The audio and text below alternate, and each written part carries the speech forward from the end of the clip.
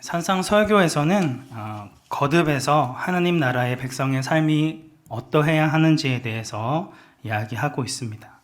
하나님께서는 당신의 백성들이 세상 사람들과는 구별된 거룩한 삶을 살기 원하십니다. 하나님 아버지를 닮은 성도는 세상 사람들과 동일한 삶을 살 수 없다는 것이죠. 그래서 예수님께서는 당시 유대인들이 잘못 오해하고 있었던 율법에 대해 구체적인 예를 들어 재해석해 주십니다. 그래서 5장 21절부터 48절까지의 말씀에서 살인, 간음, 이혼, 맹세, 복수, 원수에 대한 태도들에 대해 한 주제씩 다루고 있는 것이죠. 첫 번째 주제는 살인에 대한 내용입니다. 예수님께서는 살인하지 말라라는 6번째 계명의 원래 의도를 바르게 알려주시며 실제로 사람을 죽이지만 않으면 계명을 지키는 것으로 착각했던 그들의 생각을 완전히 뒤집어 엎으십니다. 구체적인 행실로 누군가를 죽이지 않았더라도 마음속에 누군가를 분노와 미움을 가지고 대한다면 하나님 보시기에는 살인과 똑같다는 것입니다. 그리고 인간이 하나님 앞에 드릴 수 있는 최고의 행위인 예배보다 자신의 마음 가운데 누군가를 미워하고 있었던 마음을 돌이켜 용서를 구하는 것이 더욱 중요하다 말씀하십니다.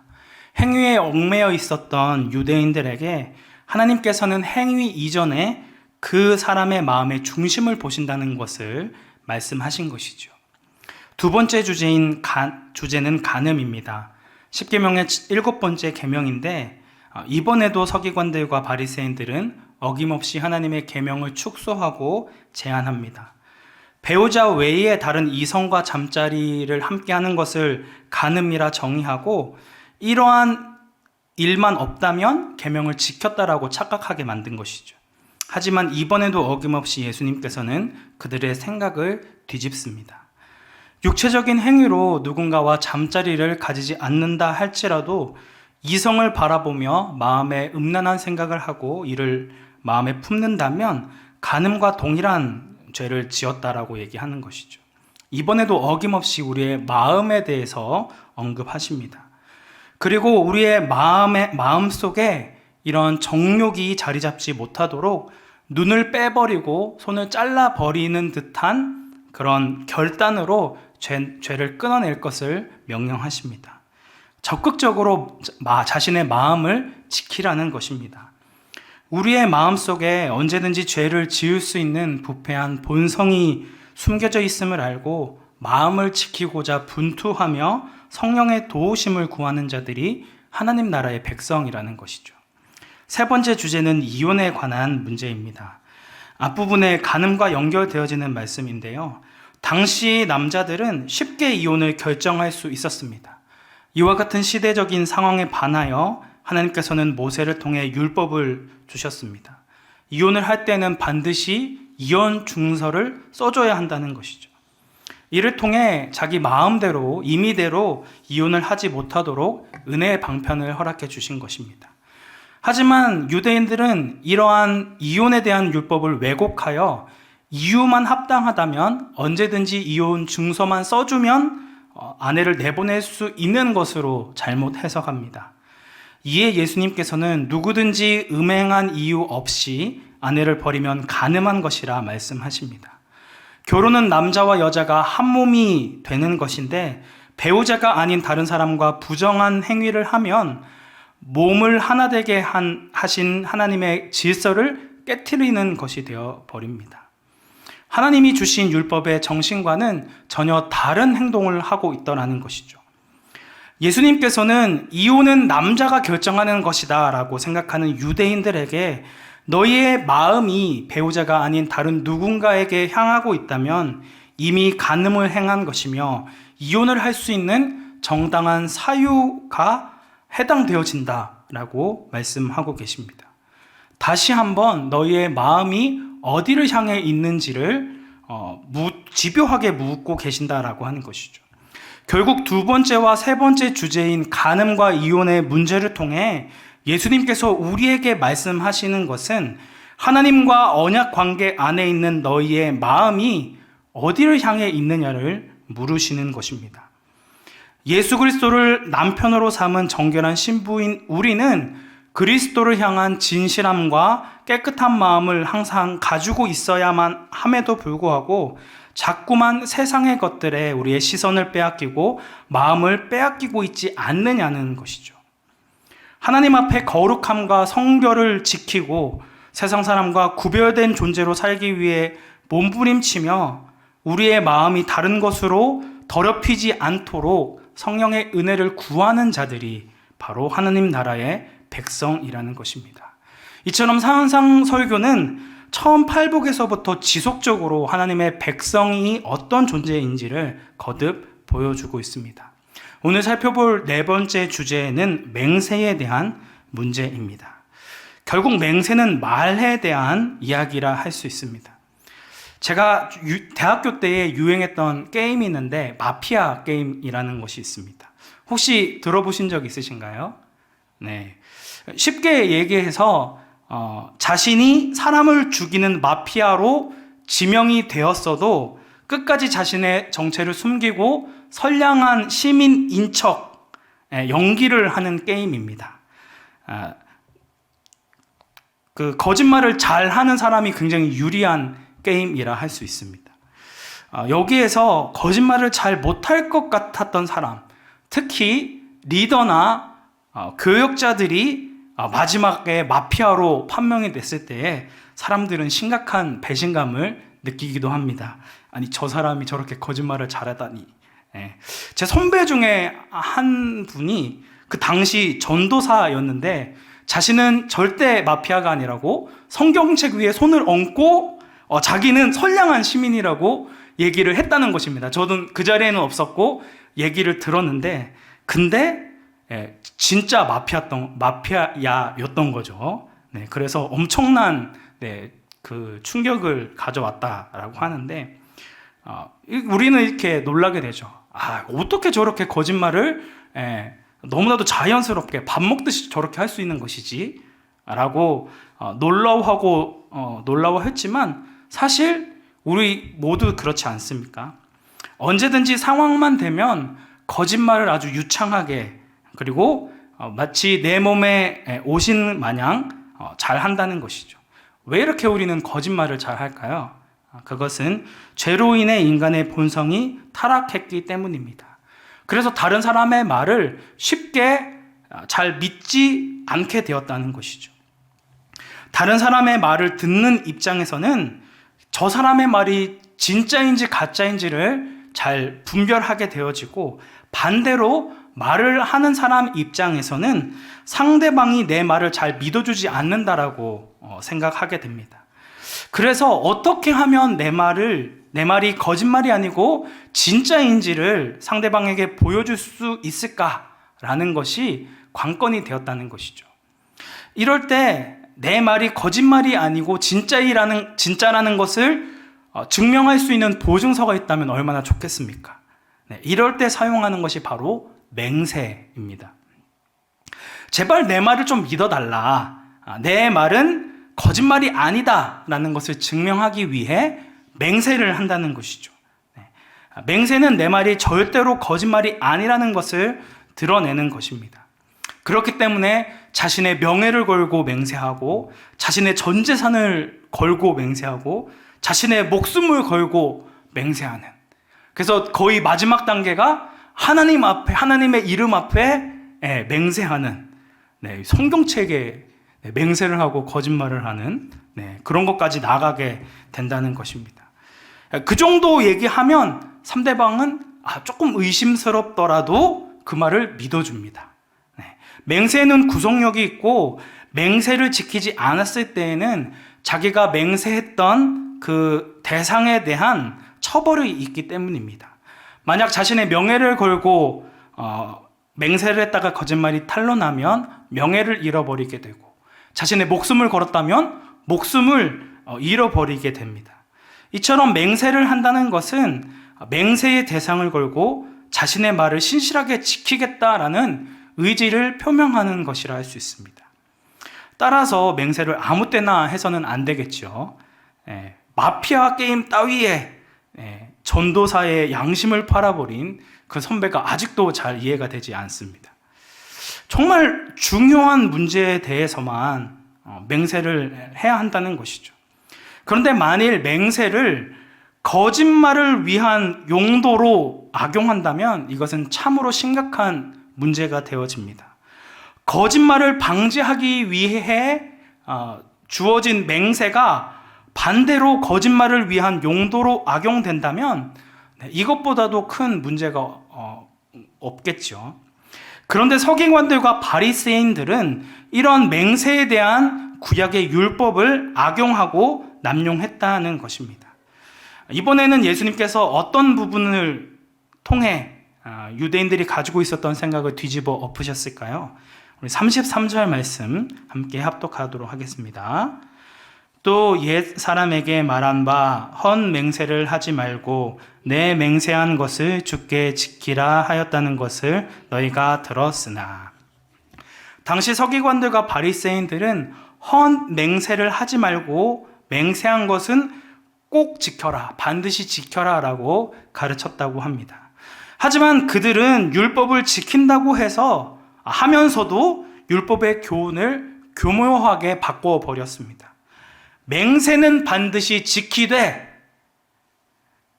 헛 맹세가 아니면 된다라고 강조점을 뒤틀어 버린 것입니다. 헛 맹세에 계명에 초점이 있는 것처럼 이야기를 했다는 것이죠. 이런 유대인들의 꼼수에 예수님께서는 34절부터 36절까지의 말씀에서 이렇게 말씀하십니다. 나는 너희에게 이르노니 도무지 맹세하지 말지니 하늘로도 하지 말라. 이는 하나님의 보좌임이요 땅으로도 하지 말라. 이는 하나님의 발등상임이요 예루살렘으로도 하지 말라. 이는 큰 임금의 성임이요 내 머리로도 하지 말라. 이는 내가 한 터럭도 휘고 검게 할 수 없음이라 라고 말씀하십니다. 그 어떤 것으로도 맹세를 하지 말라는 것입니다. 유대인들은 하나님의 이름으로 맹세한 것을 지키지 않으면 헛 맹세이고 하나님을 모독한 것이라 여겼기 때문에 이들은 하나님의 이름으로는 결코 맹세를 하지 않습니다. 대신 여러 가지의 피조물들, 우리가 방금 읽었던 35절부터 37절까지에 나와 있는 하늘, 땅, 예루살렘, 자기 머리 등과 같은 것으로 맹세를 했다는 것입니다. 그리고는 이러한 피조물로 한 맹세는 잘 지키지 않았습니다. 그리고는 이렇게 말했습니다. 하나님의 이름으로 한 맹세는 반드시 지켜야만 하지만 이러한 피조물들로 한 맹세는 반드시 지키지 않아도 돼. 괜찮을 거야. 라고 받아들였다는 것이죠. 자신의 거짓말을 합리화시키기 위한 타락한 죄성이 너무나도 적나라하게 보여주고 있는 모습이라 할 수 있습니다. 절대로 거짓말을 하지 않기 위해 맹세를 한 것이 아니라 거짓말을 해도 아무런 문제가 없도록 하나님의 율법을 자기 마음대로 변형시키고 자기 마음껏 맹세를 했다는 것입니다. 이러한 유대인과 같은 어리석은 방식은 우리의 삶 가운데도 굉장히 많이 들어와 있습니다. 나는 하나님의 말씀을 잘 지키는 사람이라고 이야기하지만 실제로는 우리의 죄성과 연약함을 핑계로 내가 원하는 죄성과 악함은 그대로 보존한 채, 이를 바꾸려고 하지 않은 채 계속해서 합리화한다라고 하는 것이죠.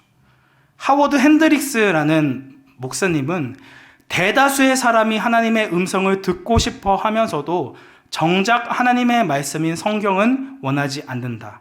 입으로만 성경을 받들 뿐 삶으로는 성경을 받들지 않는다라고 이야기합니다. 스캇 맥라이트라는 목사님 역시 우리는 모두 말씀을 취해 자신의 문화에 맞춘다. 쉽게 말해 우리는 모두 성경을 취사 선택한다라고 이야기했습니다. 하나님의 말씀 그대로 받고 그 말씀에 순종하기보다 내가 원하는 방식대로 취사 선택하고 내 마음에 드는 말씀만 순종하며 이것을 가지고 나는 거룩한 하나님의 백성이야, 나는 하나님의 말씀에 잘 순종하는 사람이야, 자기 스스로를 속인다는 것입니다. 여기에는 하나님의 거룩한 백성으로 살아가기 위한 어떠한 노력이나 어떠한 강구도, 어떠한 간절함도 보이지 않습니다. 하나님 나라의 백성으로 그분이 주신 말씀을 따라 순종하며 살아가지 않으면서도 나는 예수님을 영접했고 구주로 믿고 있기 때문에 내 구원의 문제에 대해서는 전혀 의심을 하지 않는다는 것입니다. 내가 원하는 대로 내 마음대로 죄를 지으면서도 스스로 자유로움을 누리는, 하나님의 말씀과는 상관없이 하나님의 말씀을 핑계 삼아 자신의 죄를 합리화하는 바리새인들과 같은 신앙생활을 얼마든지 할 수 있다라고 하는 것입니다. 하지만 그 사람의 말을 살펴보면 그가 진정으로 신자인지 불신자인지를 구분할 수 있습니다. 야고보서 1장 26절 말씀에서는 누구든지 스스로 경건하다 생각하며 자기 혀를 재갈 물리지 아니하고 자기 마음을 속이면 이 사람의 경건은 헛것이라 말씀합니다. 신앙생활하면서 자기는 믿음이 있는 사람이라 생각하지만 자신의 혀를 통제하지 못하는 사람은 가짜라고 하는 것입니다. 자신의 마음을 속이는 거짓말쟁이라는 것을 이야기하고 있는 것이죠. 야고보서에서는 이어서 계속해서 말에 대해서 이야기하고 있습니다.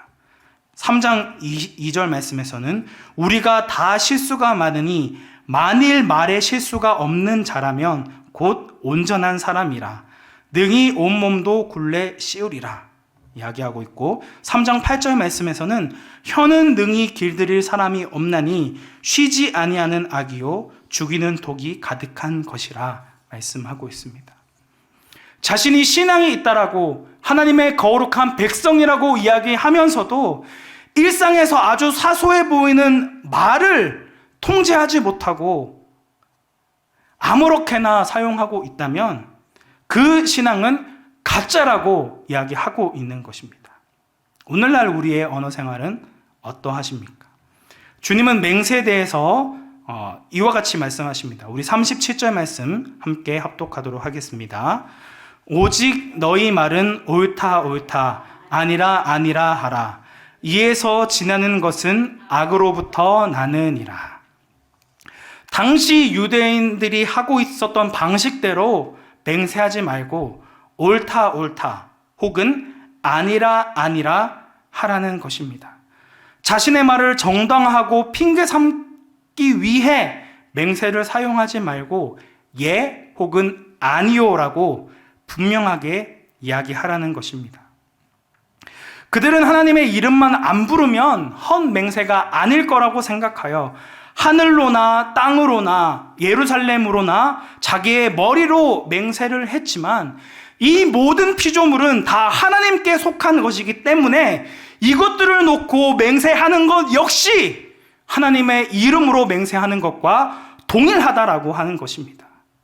우리 주변에 있는 어느 것 하나 나의 것이 아니며 내 것이라 주장할 수 없음에도 불구하고 우리는 이것이 나의 것이냐, 내가 당연히 할 수 있는 것이냐 쉽게 사용한다라고 하는 것입니다. 내 것 같아 보이는 모든 것도 결국은 하나님께서 우리에게 잠시 맡겨놓으신 것에 불과할 뿐입니다. 우리가 내일 한 약속을 온전히 지킬 수 있는 사람들입니까? 그렇지 않습니다. 오늘 밤 무슨 일이 일어날지, 어떻게 될지 장담할 수 없는 것이 불완전한 인간의 한계라고 하는 것이죠. 자신이 내뱉은 맹세를 100% 지킬 수 있는 분은 신실하신 하나님밖에 없습니다. 오직 하나님만이 신실하시며 당신이 하신 약속을 반드시 지키실 수 있는 분이라는 것이죠. 당장 하나님께서 우리의 숨을 거두어 가시면 흙으로 돌아갈 수밖에 없는 연약한 피조물에 불과하다는 것입니다. 그렇기 때문에 너희는 절대로 그러한 맹세를 하지 말라라는 것입니다. 이러한 맹세를 핑계 삼아 요리조리 빠져나가고 거짓말을 합리화하는 방법으로는 만물을 창조하시고 이 모든 것들을 주관하시는 하나님 앞에 스스로를 속이는 교만한 행동일 수밖에 없음을 보여주고 있는 것입니다. 마귀는 거짓의 아비요 거짓말쟁이입니다. 아담 이래로 죄 가운데 태어난 우리는 모태로부터 죄를 가지고 태어났기 때문에 어린 아이가 자신의 의사를 표현할 수 있게 되면 금방 거짓말을 합니다. 어떻게 저 천사 같은 얼굴에서 저렇게 사악한 거짓말을 할 수 있지? 라고 생각한다는 것이죠. 하지만 이건 놀라운 일이 아닙니다. 선천적으로 거지의 아비인 마귀의 통치 아래에서 익숙하게 거짓말을 하며 살아갔다는 것이죠. 하지만 하나님의 나라의 백성은 다릅니다.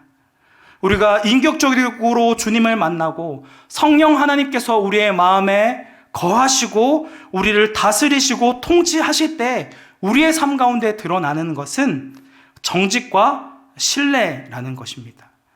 누군가에게 신뢰를 얻기 위해 맹세를 하지 않아도, 뭔가 다른 방법을 쓰지 않아도 일상생활에서 사용하는 단어 하나, 대화 하나가 맹세한 말처럼 신뢰할 만하게 여겨지는 삶을 살아갈 수 있게 된다라고 하는 것입니다.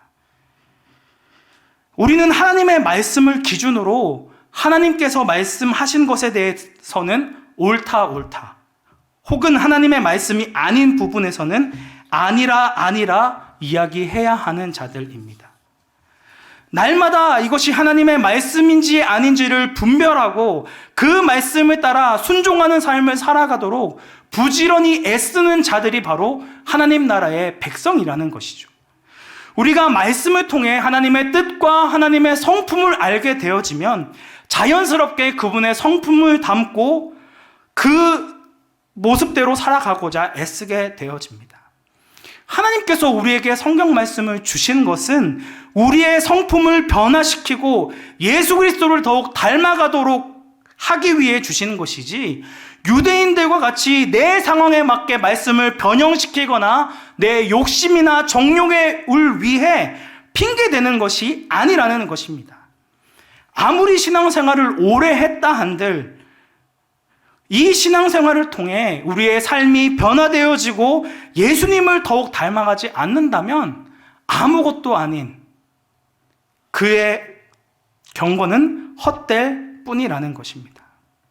우리는 듣기만 하여 자신을 속이는 자가 되어서는 안 되며 하나님의 말씀을 듣고 그 말씀이 하신 대로 순종하며 따라가야 하는 자가 되어져야 한다라고 하는 것입니다. 우리의 일상에서 사용하는 평범한 대화, 단어 하나하나를 통해 세상 사람과 다른 모습을 보여야 한다라고 하는 것이죠. 사랑하는 성도 여러분, 우리가 살아가고 있는 이 세상은 끊임없이 거짓말을 하는 시대입니다. 특히나 우리나라는 다른 어떤 사회보다도 거짓말을 하는 것에 대해 관대한 편인 것 같습니다. 상황에 따라서는 거짓말을 하는 것도 필요하다라고 쉽게 생각을 한다는 것이죠. 나의 의사를 전달하고 상대의 의사를 전달받는 일에 있어서 말보다도 더 중요한 도구가 없음에도 불구하고 우리는 너무나도 아무렇지 않게 우리의 입술을 통해 쉽게 다른 사람을 정죄하고 비난하고 판단한다는 것입니다. 상대방의 인격을 생각하지 않고 그들을 평가하고 매장시켜버립니다. 한 번씩 그런 게 들키면 이거 핑계를 대죠. 이거 이런 말을 왜 했지? 미안해 라고 할 수 있지만 결국 우리가 무심결에 나온 이 말도 결국은 우리의 마음 가운데 담겨져 있었기 때문에 나오는 것일 뿐입니다. 쉽게 거짓말하고 남들에 대한 뒷담화를 해도 하나님과의 관계만 좋으면, 그리고 다른 사람이 보기에 몇 가지 좋은 일을 하고 교회에서 봉사를 하면 하나님께서 나에게 복을 주실 거라는 생각은 기독교에서 이야기하는 생각이 아니라는 것입니다. 우리의 심령 가운데 성령 하나님이 내주하셔서 우리의 마음을 바꾸시면 우리의 내면에서부터 시작된 변화가 우리의 삶 전반에 자연스럽게 흐를 수밖에 없다라고 하는 것입니다. 이전에는 마귀의 통치 아래 거짓말하고 부정적인 말, 악한 말, 남을 비방하는 말을 하며 살았지만 주님을 영접한 후에는 우리의 행위뿐 아니라 우리의 마음의 중심을 보시고 들으시는 그 하나님 앞에 거룩하게 살아가고자 사소해 보이는 작은 일에서부터 우리의 삶의 중요한 영역에 이르기까지 끊임없이 변화를 갈망하며 주님의 은혜를 구하며 주님을 닮아가는 것이 바로 하나님 나라의 백성의 삶이라는 것입니다. 오늘날 우리의 언어는 그리고 우리의 삶은 어떠하십니까? 하나님에 대해 내 신앙은 괜찮다고 자부하지만 말만 번지르르하게 신앙생활을 하고 있는 것은 아닙니까? 적당히 하나님의 말씀을 변형하고 나의 죄를 정당화하며 내 구미에 맞게 바꿔나가고 있는 것은 아닙니까? 우리의 말과 생각과 행실이 성령 하나님의 인도하심 아래에 변화되어서 하나님의 은혜와 축복을 세상 가운데 흘려보내는 귀한 축복의 통로가 되어지시기를 온전히 주님의 말씀 앞에 하나님의 말씀을 따라 순종하는 강북 우리교회 성도님들이 되시기를 주님의 이름으로 축복합니다.